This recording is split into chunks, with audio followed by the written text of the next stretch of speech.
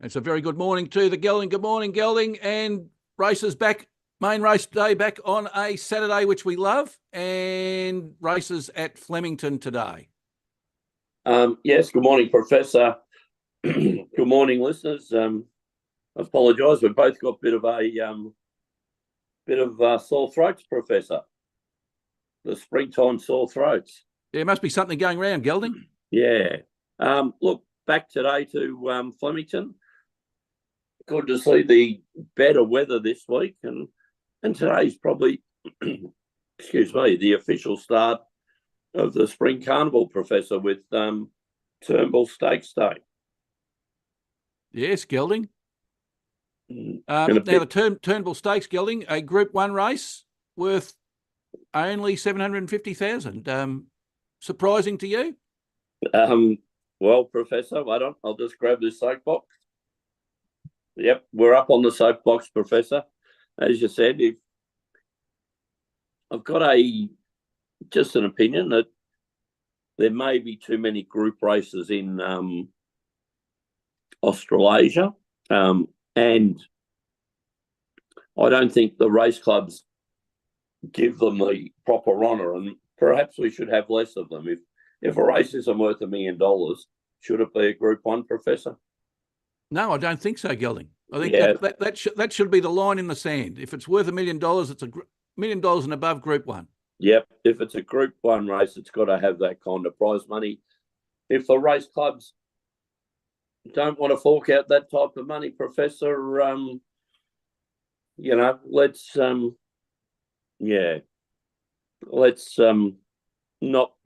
have the Group 1s.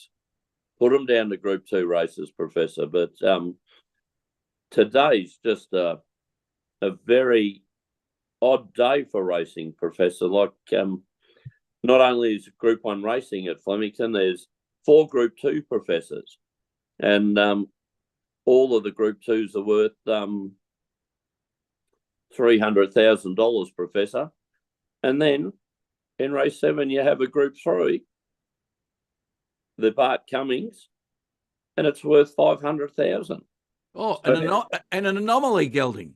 Well, it's not an anomaly, Professor. it seems to be the par with race clubs. And again, one of these things, Professor, we seem to be asking week after week, how do you figure out race clubs? How can you have 4 Group 2s, which therefore you rate as a better type of race, and yet have a Group 3 that's worth more money? And then another abnormality, Professor, if you go to Randwick today, you have 3 Group 1s, Professor. One of them's worth $1.5 million. The other 2 are worth $750,000. Then you have a Group 2 race that's worth $1 million. So how can you have a Group 2 race which you think is worth more than 2 Group 1s? Like, really? If they're not worth that extra money, like, it should be a pecking order, shouldn't it? It should, Gelding. It should. But and I've got another beef, so I'll get up on my soapbox. And I mentioned this almost to the day 12 months ago.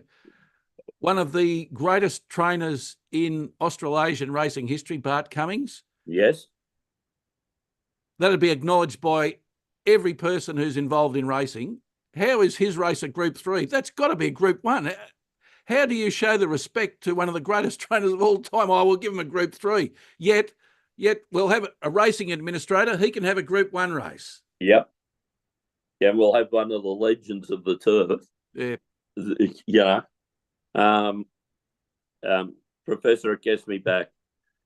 Race clubs, should it really be taken out of their hands and just be run by one body in each state? Not saying that'd be much better, but we look at the turmoil that's going on at the Melbourne Racing Club here.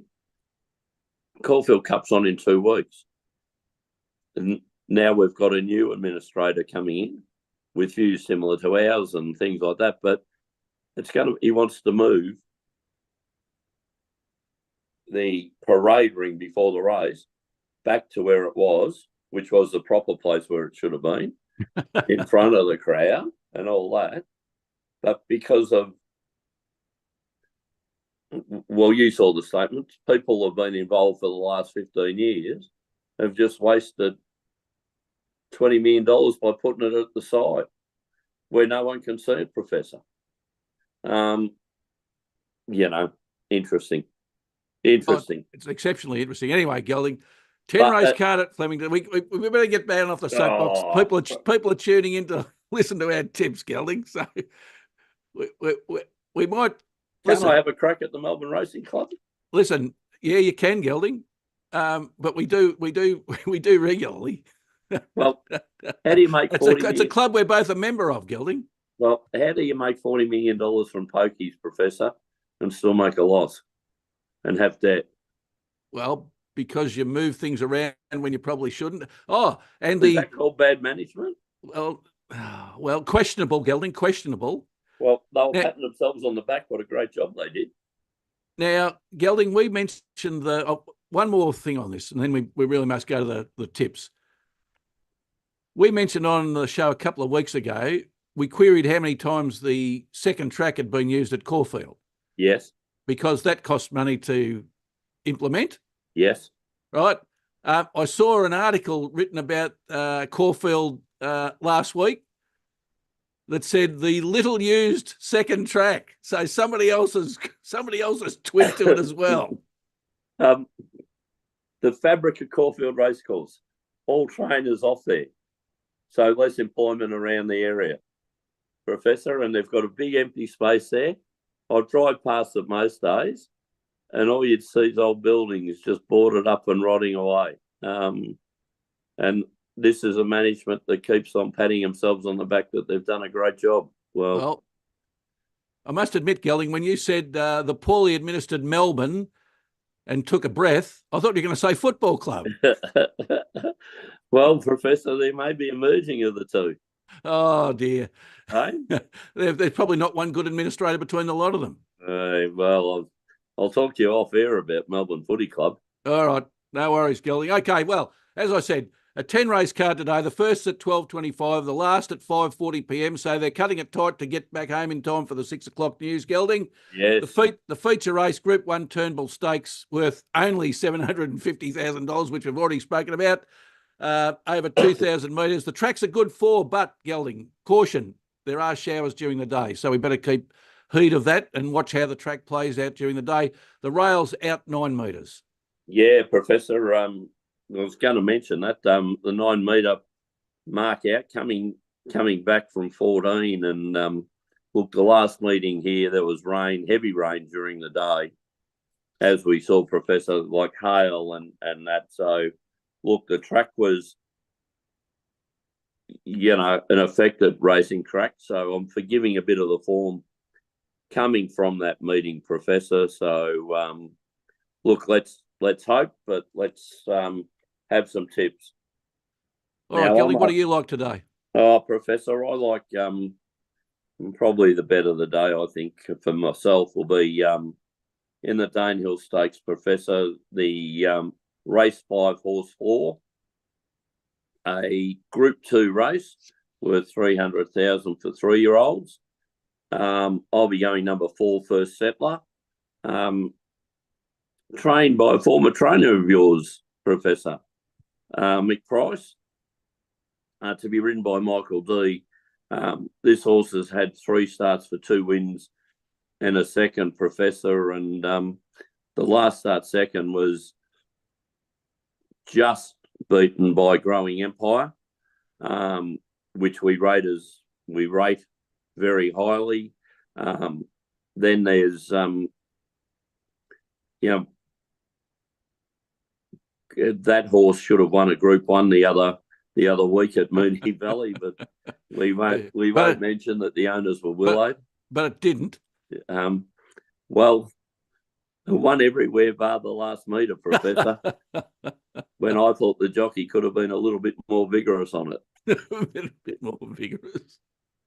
Right? But he managed to turn victory into defeat.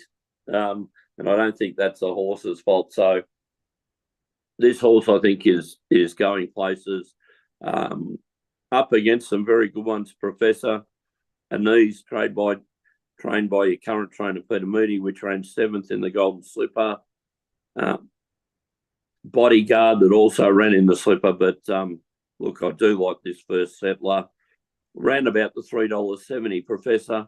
May get $4. So I think for me, that's just good value.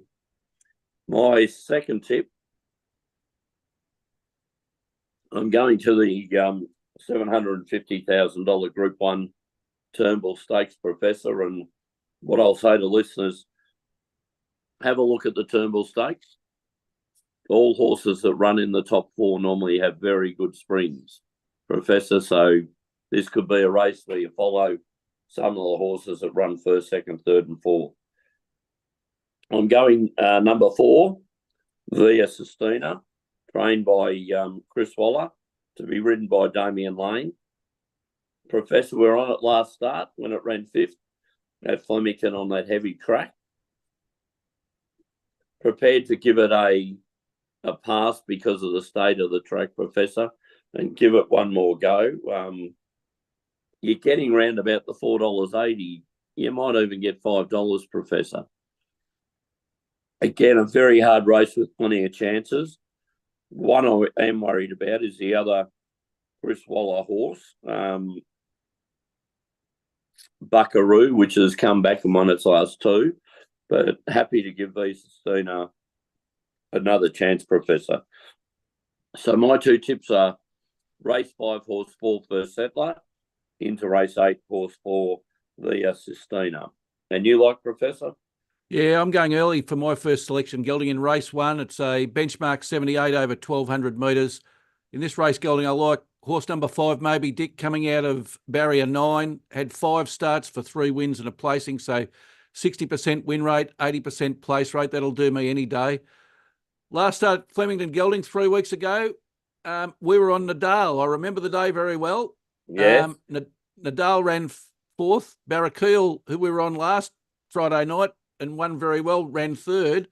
And Maybe Dick raced past them all and won. So I did frank that 4. I watched it and did black book that horse. It won a benchmark. Barracuda won a benchmark 84 at the Valley last week. And it beat a very clever War Machine, Gelding, which has also run a listed race. So when I look at all that form, I think maybe Dick might be in a very good position to win this race. It's got good second up form. So Damien Lane's in the saddle, a class jockey, and also one of our former trainers, Gelding, Mick Price. Mick Price. Again. Yes, I like it, Professor. Could have a good day, Michael Price. Yeah, we certainly hope that he does. My second selection, Gelding, is in race 7, the Bart Cummings. Got to have a selection in that race, Gelding. Only a Group 3, as we mentioned before, Gelding, but worth $500,000, so you can't knock the prize money. And give you the golden ticket into the Melbourne Cup, Professor. Yes, Gelding, you took the words out of my mouth. Quite right. Over 2,520 metres. What I like about Berkshire Breeze, Gelding, that's my selection, horse number 16, coming out of barrier 2, is that it's won at the track, it's won over the distance, and it's won over the distance at the track. So that's very good form. I forgive its last start 3rd on a heavy 8, Gelding. I think the conditions will suit it better today. It's had 17 starts for 5 wins and 9 placings. Most of those wins have been over the last few campaigns, Gelding. So a 29% win rate, but a very exceptional 82% place rate over 17 races. Michael D's in the saddle. I do like him in this one, Gelding. And one of our former trainers also training, Kieran Maher. Yes, I like it, Professor. And the very good odds at the moment of $4.20 and $1.85. So there's some good each-way odds there for punters, Gelding. Oh, Professor, I like it. Start our parlay off with a nice little, nice horse, nice and short, and then a couple of nice each-way bets. All right, Gelding. So my 2 today are race 1, horse 5, Maybe Dick, and race 7, horse 16, Berkshire Breeze. And now let's turn to the very unfortunate Professor's parlay, Gelding. We're taking a little bit of time to get things right with the NFL. Yes. I must admit, I didn't see the New York Jets performing as poorly as they did last Sunday in America, Monday morning our time. Yep. Could not score a touchdown with Aaron Rodgers at quarterback. Now, if you had have said to me, what were the odds on that, I would have lost on that bet as well.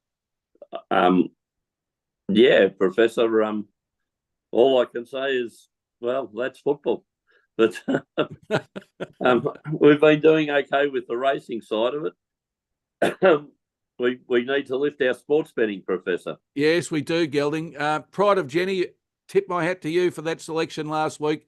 Now won $8.8 million in prize money, so there'd be some very happy connections there. As I said to you before we came on air, Gelding, Matty Hill, as they came into the straight, said about the horses trailing Pride of Jenny, it's all too late. Beautiful, Professor. I was going to mention, did we have a little bit of luck with Pride of Jenny and the rides on by Declan Bates on Pride of Jenny, but was it more importantly the ride of Craig Williams on the rider of Mr. Brightside that gave us a nice little 10-length break halfway down the back road at Moonee Valley? One thing you like very much at Moonee Valley, Gelding, and that's a buffer into the straight, which I think we agreed was only about 280 metres, didn't we? Yes, very small straight, Professor. If you're that far in front into the straight, then you're probably home, and that's the way it turned out. Anyway, Gelding, Pride of Jenny was into the Jets to beat the Broncos. That didn't get up, unfortunately, but the 49ers beat the Patriots quite handsomely. 2 out of 3, Professor. Yes. It's been the story of our punting over the last few weeks, Gelding. 2 out of 3 in the parlay. Yes. 17 from 39 now, Gelding, so it's 40 down. It dipped a little bit further, 43%. We've got to push it back today, Gelding. We must push it back today. Professor, 43% is still an excellent strike rate. Yeah. All right, Gelding. So the agreed bet of the day, race 5, horse 4, First Settler, for all the reasons you outlined before. And let's parlay that. We'll stick fat with the NFL, Gelding. Yes, I like it. And the San Francisco 49ers didn't let us down last week. So we're going for them to beat the Arizona Cardinals. San Francisco 12th in the NFC, which I think's a little bit of a false positive. I think they're better than that. They've won 2 of 4. Cardinals are 13th, only 1 spot below, but they've only won 1 game. San Francisco at home. The bookies don't like the Cardinals either. The line's 7.5, Gelding, so over a converted touchdown to me signals that San Francisco are a good bet at home. And we'll parlay that into another team playing at home, Gelding, the Seattle Seahawks. Yes, in a bit of form, aren't they, the Seahawks? They are, Gelding, and we'll bet on them to beat the New York Giants. Giants are stone motherless last in the NFC. They've only scored 60 points from 4 games, Gelding. That's not going to get it done. No. The bookies like Seattle too. The line's 6.5, so it's just below a converted touchdown. So I like that bet as well. The win parlay currently showing 11-2, Gelding. The place parlay 5-2. So they're good odds for punters. And we hope that the Professor's parlay gets up this week. Yes, Professor. We hope our race parlays get up as well as the Professor's parlay can turn into a good day. Yes, Gelding, it was a very good day for all Brisbane Lions supporters last Saturday. I expected Brisbane Lions to win, but not by that much. No, Professor, certainly a surprise result in the grand final, which was over well and truly by halftime. Yeah, it was, Gelding. Well, until next Saturday, and that's racing, Gelding. It's good luck. And good punting.